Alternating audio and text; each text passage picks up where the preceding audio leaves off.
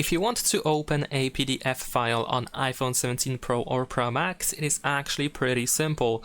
So if you happen to find a PDF file using the Safari browser, then you should be able to just open it, just tap on it on the browser in order to just open it over there.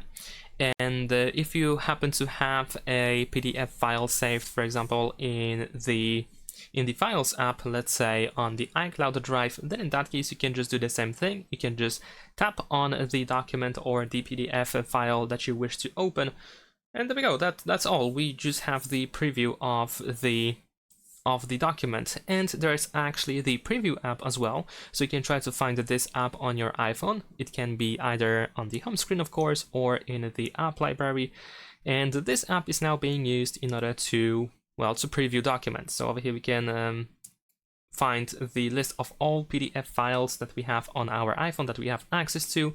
We can also find the location where we have them saved, and you can tap on any of these documents or PDF files in general in order to open them. And that's pretty much it. Thanks for watching, leave a like and subscribe.